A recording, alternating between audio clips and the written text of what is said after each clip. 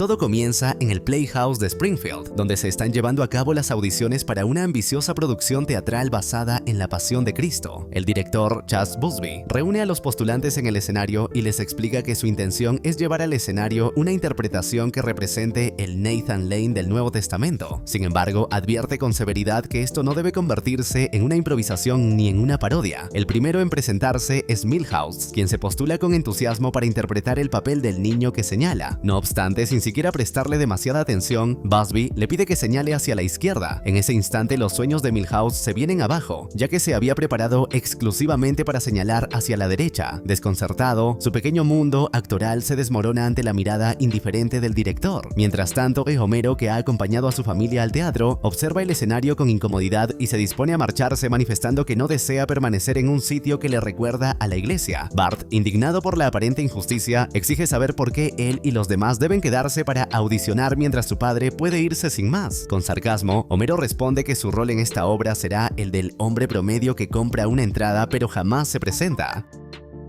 Es entonces cuando Marge interviene, señalando con convicción que la obra La Pasión no es una tontería, ya que representa nada menos que la historia más grande jamás contada. Homero, sin embargo, disiente. En tono burlón, asegura que en la actualidad la historia de Jesucristo ha sido superada por relatos más emocionantes. Para reforzar su punto, Bart menciona como ejemplo Krusty contra la FDA, mientras que Homero propone el sexto juego de la Serie Mundial del 2011, los doblajes del alemán con bigote y la legendaria historia de Lenny en Cancún. Bart admite que las aventuras de Lenny tienen cierto mérito narrativo por lo graciosas que son, pero Lenny, quien está presente, advierte que en realidad casi pierde un dedo durante ese viaje. Carl, sin mostrar demasiada empatía, le echa la culpa por haber permitido que un mono le hiciera masajes en los pies. Las audiciones prosiguen con la aparición de Ned Flanders, quien se presenta como un actor con experiencia en el tema. Explica que interpretó a Jesús en La Pasión del año pasado, del año anterior y también en una obra donde un vagabundo gentil resultaba ser San Pedro. No obstante, tras escucharlo hablar sin pausa, Busby se muestra visiblemente aburrido y termina asignándole el papel de un fariseo que no tiene líneas. Ned, frustrado, intenta convencerlo de reconsiderar, pero el director es tajante. Le recuerda que Jesús no tartamudeaba, que su voz llenaba el teatro y que, como figura divina, convertía el agua en vino y no usaba zapatos. Justo en ese momento, Homero escucha las palabras del director y sorprendentemente se siente identificado. Lo conmueve la idea de que Jesús decía cosas simples que las multitudes seguían, lo cual compara con el impacto que, según él, tienen sus publicaciones en Twitter. Aunque Busby menciona que Jesús murió trágicamente a los 30 años, Homero omite ese detalle, centrando su atención en el hecho de que lo hizo después de una gran cena. Sin perder tiempo y sintiéndose inexplicablemente llamado, se lanza al escenario con total seguridad, declarando que él debe interpretar a Jesús. El director, sorprendido por su audacia y convencido de que ha encontrado a su protagonista, lo contrata de inmediato, no sin antes comentar irónicamente que ahora entiende por qué Dios lo abandonó. Ante esta situación, Flanders felicita cordialmente a Homero por haber conseguido el papel, pero cuando le dice que esa será su cruz que cargar y nota que Homero no comprende el sentido del refrán, su ánimo cambia. Ned se enfurece, incapaz de aceptar que alguien que desconoce la historia de Jesús se atreva a interpretarlo en escena. Más tarde, ya en casa, Homero se prueba la túnica del personaje, encontrándola sorprendentemente cómoda. Con entusiasmo comenta que el señor claramente sabía cómo mantenerse fresco. En ese momento aparece Lisa, quien lo felicita sinceramente por haber obtenido el papel protagónico, pero de inmediato le pide que lo tome con la seriedad que merece. Al notar que su padre no capta la magnitud de lo que está por representar, procede a explicarle que la historia de la Pasión es uno de los pilares fundamentales de la fe cristiana, y aunque ella, personalmente, se inclina por seguir las enseñanzas del budismo, considera que es su deber advertirle que hacer bromas con la figura de Jesús podría ofender profundamente a muchas personas. Para ilustrarlo con una analogía más cercana, le dice que sería tan provocador como usar una camiseta del Estatal de Florida en un partido jugado en la Universidad de Florida. Solo entonces Homero empieza a comprender la seriedad del rol que ha aceptado. Conmovido, se arrodilla y con lágrimas en los ojos le pregunta a Dios por qué le ha impuesto semejante carga sobre sus hombros. Lisa, buscando calmarlo, le sugiere que simplemente se aprenda bien sus líneas, ya que eso bastará para que su actuación sea convincente. Homero ingenuamente pregunta si Jesús tiene un papel importante dentro de la obra y se lleva una gran sorpresa al descubrir que su personaje aparece en prácticamente todas las escenas. Lamentando, se expresa su frustración por tener éxito en todas las audiciones a las que se presenta. Pasado este momento de preparación, llega finalmente el día del estreno. Poco antes de que comience la función, Flanders eleva una plegaria a Dios, advirtiéndole que tal vez sería mejor no presenciar lo que está a punto de ocurrir en el escenario. La obra comienza y vemos a Homero en su papel de Jesucristo siendo escoltado por soldados romanos hasta presentarlo ante Poncio Pilato, interpretado nada menos que por el jefe Gorgori. Al ser informado de que su crimen consiste en proclamarse rey de los judíos, Gorgori le ofrece una salida. Si le dice la verdad, su castigo podría reducirse solamente a la crucifixión. Ante esta propuesta, Homero, con una sorprendente serenidad y solemnidad, responde que no es él quien se ha proclamado rey, sino que son ellos quienes lo llaman así. Su actuación conmueve profundamente al público. Krusty lo reconoce desde su asiento, visiblemente impresionado, y el Dr. Frink, impactado por la escena, anuncia que abandonará la ciencia a pesar de todos los datos, pruebas y evidencias acumuladas a lo largo de los años. Durante el juicio, Gorgori solicita la opinión del pueblo judío presente para decidir qué hacer con Cristo. Hombres y mujeres, al unísono, gritan exigiendo la crucifixión de Homero. En respuesta, él declara con firmeza que ninguno de ellos tiene autoridad para juzgarlo, ya que ese derecho solo le pertenece a su padre. Sin embargo, desde el fondo del teatro, se escucha la inconfundible voz del abuelo Simpson, quien levanta la mano y exige la crucifixión de su propio hijo. Ante tal traición, Homero lo mira fijamente y le advierte que, si eso ocurre, se lo llevará consigo al otro mundo. La obra continúa con intensidad. Vemos cómo Homero comienza a cargar con dificultad la pesada cruz, mientras una corona de espinas es colocada sobre su frente. A medida que avanza por el escenario, las mujeres de su familia y sus seguidoras derraman lágrimas de dolor y compasión por él. Al presenciar su llanto, Homero les dirige unas palabras solemnes. Les pide a las hijas de Jerusalén que no lloren por él, sino por ellas mismas y por sus propios destinos. Al observar esta escena, Flanders comienza a comprender que Homero está intentando interpretar su papel con una fidelidad sorprendente al relato bíblico. Conmovido, reconoce que fue tan incrédulo como el apóstol Tomás. Sin embargo, su papel dentro de la obra es el de un fariseo, y el romano interpretado por Jimbo se encarga de recordárselo con un enérgico latigazo. Homero continúa su camino hacia el Calvario hasta alcanzar la cima del monte. Allí, los soldados romanos adolescentes proceden a atarlo a la cruz, asegurando sus brazos y piernas con cuerdas. No obstante, debido al considerable peso del actor principal, los jóvenes necesitan la ayuda de los demás intérpretes para lograr erguir la cruz en posición vertical. Durante ese esfuerzo, el desafortunado Nel Patiño descubre, para su desagrado, que Homero no siguió las indicaciones del director sobre llevar ropa interior bajo la túnica. Ya en posición crucificado, Homero comparte escena con Snake, quien interpreta al otro ladrón ajusticiado. Snake lo observa y lo reconoce como el auténtico Hijo de Dios. En respuesta, Homero con voz solemne le promete que esa misma noche estará a su lado en el paraíso. Como acto final, Homero pronuncia un último grito de dolor y entrega su espíritu, provocando una profunda emoción en el público. Las lágrimas no tardan en surgir entre los espectadores, conmovidos por la intensidad de su interpretación. Conmovido hasta las lágrimas, Flanders cae de rodillas y le pide perdón a Dios por su orgullo y sus dudas. Reconoce con humildad que en su infinita sabiduría, el Señor ha decidido elevar a Homero por encima de él. Jura no volver a cuestionar jamás las decisiones divinas. En ese mismo momento, la cruz que sostiene a Homero ya no resiste el peso y se quiebra, cayendo de lleno sobre el propio Flanders. Sin embargo, lejos de interrumpir la función, el director de la obra entra en escena improvisando un baile ridículo, intentando convencer al público de que todo lo ocurrido estaba previsto en el guión. Más tarde, mientras Ned es trasladado en una ambulancia rumbo al hospital, advierte al personal médico que bajo ninguna circunstancia desea recibir sangre de origen ateo. En ese momento, Edna se acerca con intención de acompañarlo, pero el camillero le indica que solo puede acceder un familiar directo. Ante la mirada de todos, Flanders revela con orgullo que Edna es su esposa, y ella confirma sus palabras mostrando su anillo de compromiso, adornado con un brillante diamante en el centro. En respuesta, Bart le recuerda a su padre que había prometido comerse sus sombreros si Flanders llegaba a casarse nuevamente. Sin escapatoria, Homero se ve obligado a cumplir su palabra y procede a devorar su corona de espinas. Para su sorpresa, termina disfrutándola, pues descubre que está hecha de deliciosos orosús.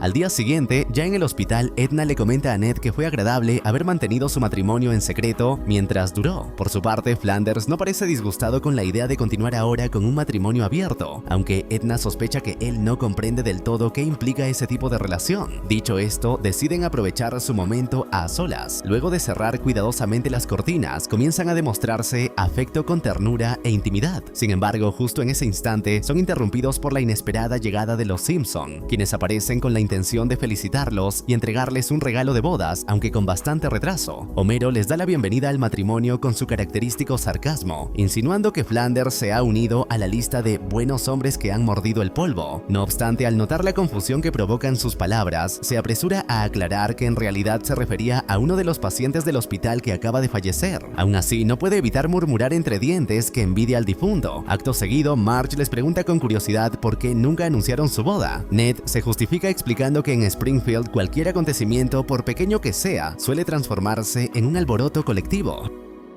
Y, para su infortunio, no tarda en comprobar que tiene razón. En ese preciso momento, Ken Brockman irrumpe en la habitación con una cámara, transmitiendo en vivo para su programa de noticias locales. Tras él, llegan Disco, Stu y Lenny, este último asegurando que dejó de lado una serie de malas noticias que estaba recibiendo solo para acercarse a felicitar a la pareja. Incluso el propio alcalde se presenta, brindando sus parabienes y de paso sugiriéndoles que lo consideren como su opción en las próximas elecciones. Las visitas no cesan y las personas continúan llegando una tras otra, hasta que finalmente aparece el director Skinner. Con una mezcla de nostalgia y elegancia, se presenta como el segundo hombre en el corazón de Edna y propone un brindis simbólico, por ser el otro hombre que la habría hecho feliz, en otra vida, en otro altar. En ese punto, Edna, ya cansada del alboroto y el desfile de visitantes no invitados, decide ponerle fin a la situación. Con firmeza, expulsa a todos de la habitación. Incluso Ned, confundido por la reacción de su esposa, se prepara para marcharse también, hasta que Edna lo detiene con una mirada y le recuerda que aún les queda tiempo para terminar de darse cariño, pero ahora sí a solas.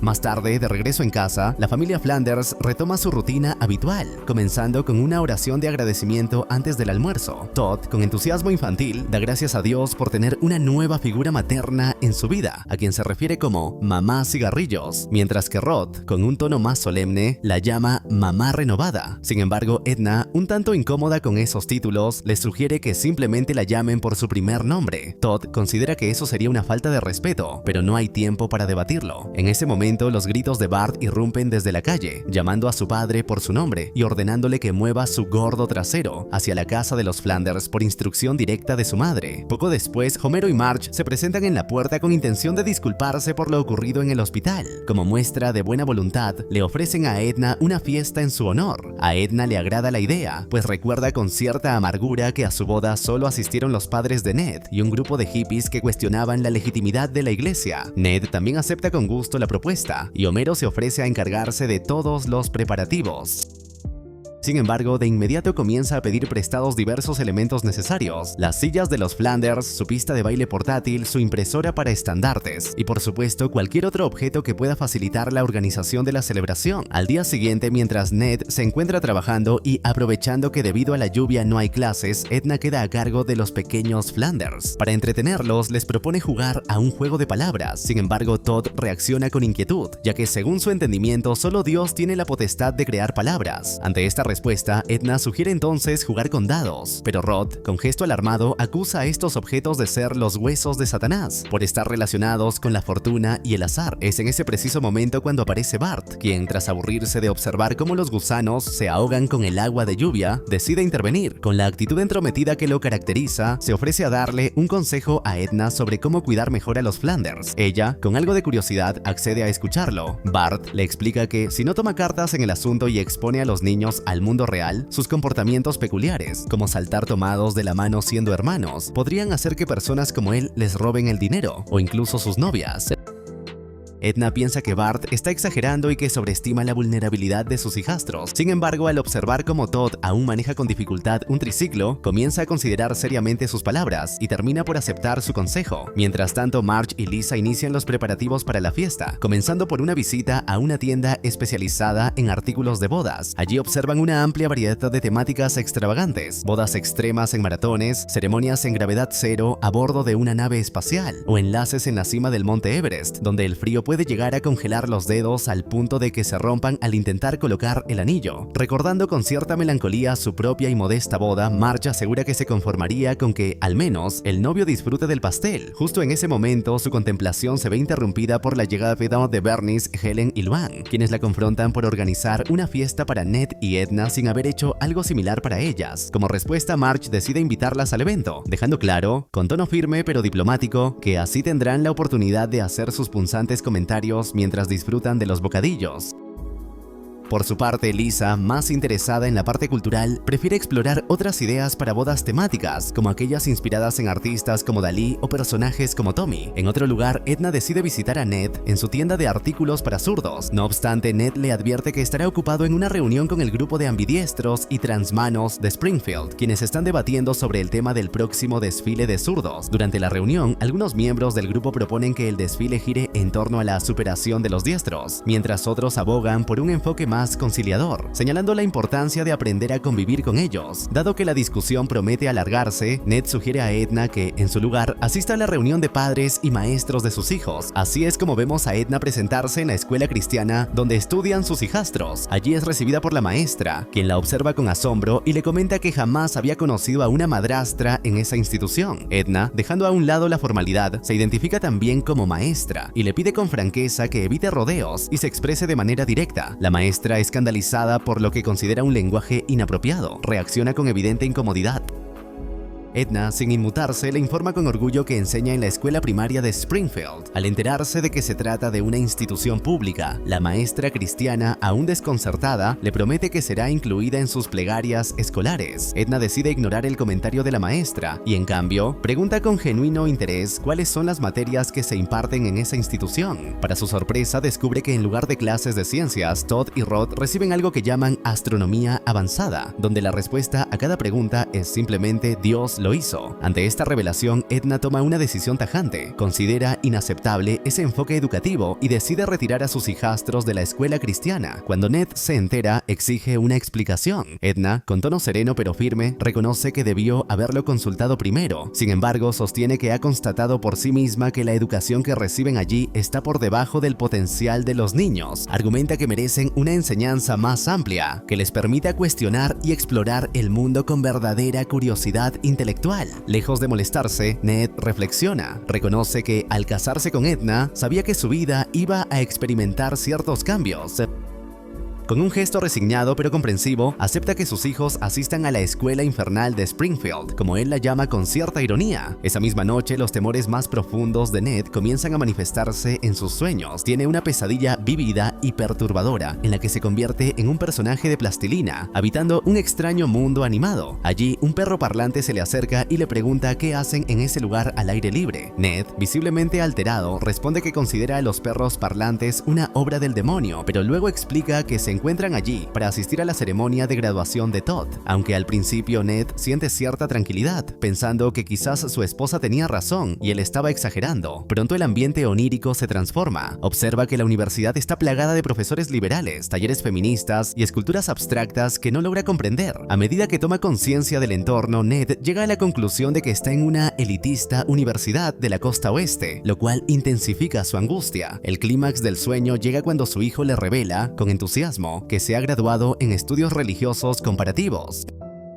Esta declaración provoca una reacción desmedida en Ned, quien, dominado por el pánico, cae en una espiral de locura dentro del mundo onírico. Al día siguiente tiene lugar la esperada fiesta de la nueva pareja de Springfield, organizada en la casa de los Simpson. En la entrada, los bravucones locales, liderados por Nelson, se ofrecen como improvisados acomodadores de autos. El Dr. Hibbert, conocido por su prudencia, desconfía de sus intenciones y no se equivoca. Nelson lo enfrenta con actitud desafiante, llegando incluso a tocar su automóvil de manera hostil. Mientras tanto, en el interior de la casa, Homero felicita a Marge por la fiesta que ha organizado, comparándola con un episodio de una serie policial, pero sin asesinatos, al menos hasta el momento. Marge se siente satisfecha al ver que todos parecen disfrutar del evento, hasta que nota a Helen, parada en una esquina lanzando miradas acusadoras a su alrededor. Con la intención de suavizar el ambiente, Marge se le acerca y le sugiere amablemente que se relaje y disfrute de la comida. En ese instante, Marge también percibe que el alcohol ha comenzado a hacer efecto entre los asistentes. Lo confirma al observar cómo el capitán McAllister y Lindsay Naegle, aprovechando la distracción general, se escabullen entre las sombras del jardín. Decidida a intervenir, Marge interrumpe su acercamiento. Para evitar un escándalo, se lleva a Lindsay a otra parte, mientras ella se aleja pidiéndole al capitán que la llame. Él, con su característico tono dramático, le responde que ya está comprometido con el océano. Más tarde, al acercarse a la pareja protagonista, Edna le comenta a Marge que los pequeños Flanders están disfrutando su nueva experiencia en la escuela primaria de Springfield y que sus horizontes se están ampliando de maneras que jamás imaginó. En ese momento, aparece Todd con una revelación que deja a Ned desconcertado. Ha escrito con un bolígrafo. Aunque incómodo, Ned decide contenerse y reúne a su familia para una fotografía conmemorativa, pero la escena da un giro inesperado cuando sus hijos muestran con orgullo sus tatuajes temporales. Uno representa a una princesa feminista de actitud desafiante y el otro a un pato que no lleva pantalones. Ned, intentando mantener la compostura, sonríe forzadamente, aceptando que los tiempos y su familia han cambiado más de lo que jamás imaginó. Ante la evidente molestia de Ned, Rod intenta calmarlo dirigiéndose a él con afecto. «Tranquilízate, viejo». Marge, con la esperanza de evitar que la situación se descontrole aún más, intenta concluir la fiesta ofreciendo pastel a los invitados. Sin embargo, Ned la ignora por completo.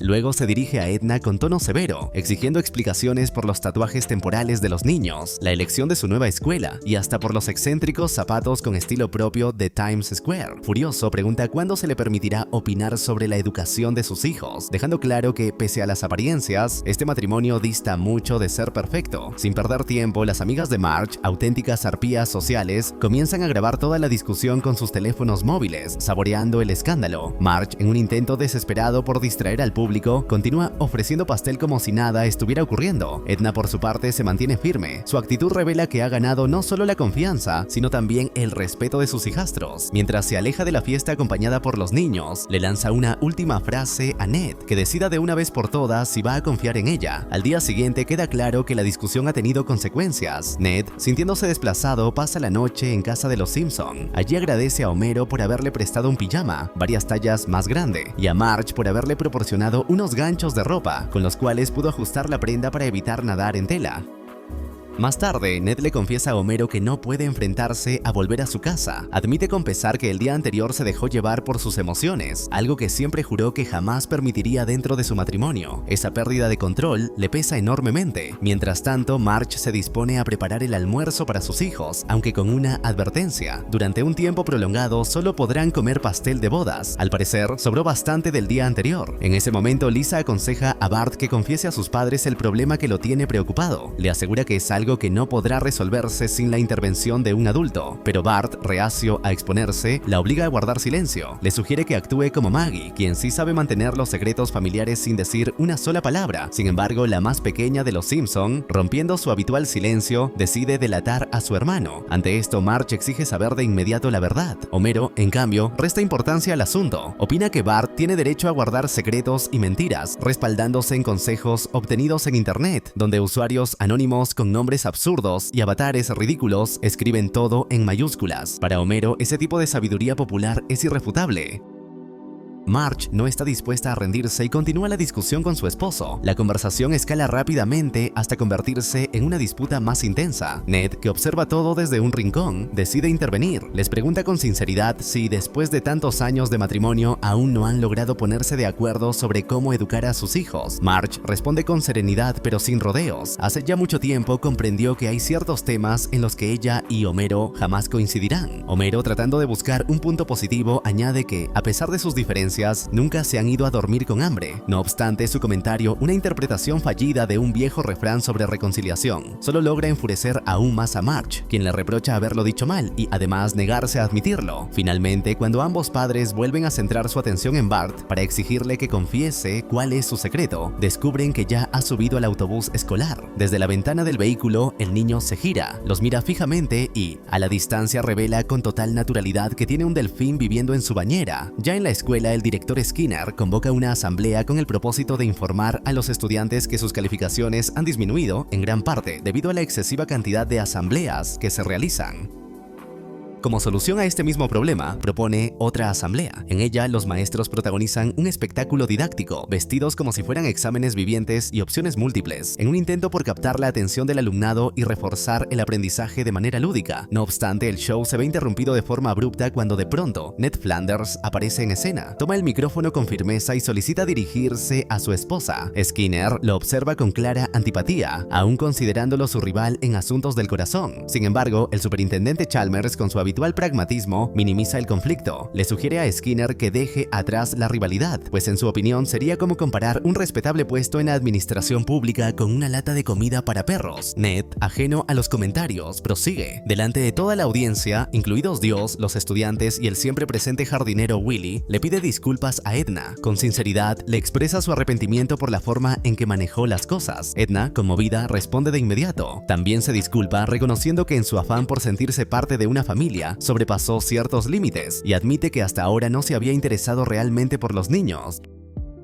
No obstante, promete que, a partir de ese momento, se esforzará por ser la madre que Ned desea para sus hijos. Flanders, conmovido por sus palabras, propone aceptar la vida conyugal tal como es, repleta de sorpresas y desafíos. Afirma que, gracias a los Simpson, ha aprendido que se puede ser feliz incluso en medio del caos, y que esa felicidad no radica en la perfección, sino en la voluntad de compartir el camino juntos. Más tarde, en la inauguración de una nueva sucursal de venta de automóviles, vemos a Homero brillar en su papel como actor. Gracias a su éxito interpretando a Jesús, logra vender los servicios de la empresa con notable entusiasmo. En plena actuación, promete que esa concesionaria ofrecerá las mejores tarifas del mercado. "O mi nombre no es Jesús", afirma sin titubeos. Justo en ese momento, el cielo se abre y un rayo cae sobre él a modo de castigo divino por su irreverencia. Atónito y chamuscado, Homero levanta la vista al cielo y le recrimina a Dios, preguntándole con ironía si piensa hacer lo mismo cada vez que inaugura un negocio.